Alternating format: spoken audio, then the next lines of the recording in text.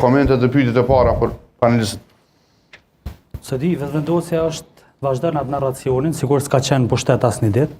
Domethënë ta shpingu këtë rast tesh deputet e VV-s, ta mërmendet që vetëvendosja asnjë ditë s'ka pas pushtet, edhe jemi do i fol për një situatë ku këta tash kanë ardhur prej qiellit edhe janë poshtë.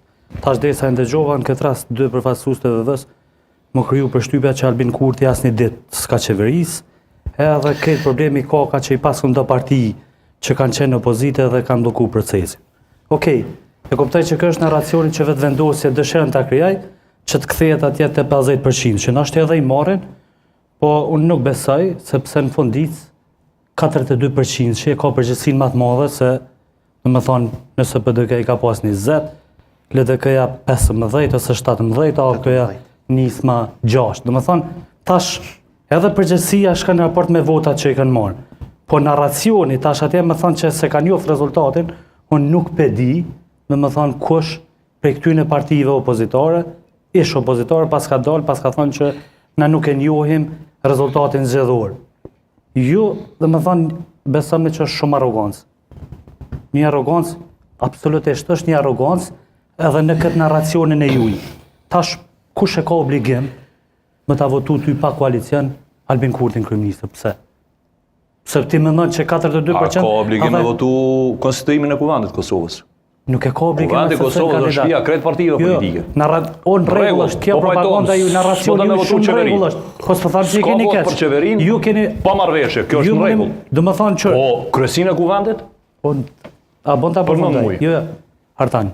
Narracioni që po marroni ju, shumë rregull është me pas narracion. Po kjo është e vërtetë, s'është narracion. Kjo është e vërtetë. Kam drejtun e me interpretu narracionin e juaj, se kjo është e vërtetë hiç. Unë nuk më pa një parti opozitore, ish opozitore që ka dalë ka thonë se pranojmë rezultatin zgjedhor. Veprimet e Zeja, le të befasova. Veprimet. Për ti u befasova. Veprimet. Si Veprimet po flasin për mos njohet rezultati zgjedhor. Edhe je përfaqësuesve më të mirë që ka VV në kuvend. Për çato befasova, se më kanë deputet që është për herë parë se s'ka një përvojë, po në rregull, e kuptoj narracionin. Po, sidoqoftë, unë mendoj që VV-ja nuk mund ta përsërit 14 shkurtin, 9 shkurtit i afrohet, nuk e di 28 shka sjell. Nuk e di çysh ka më votu diaspora, sa ka më votu diaspora.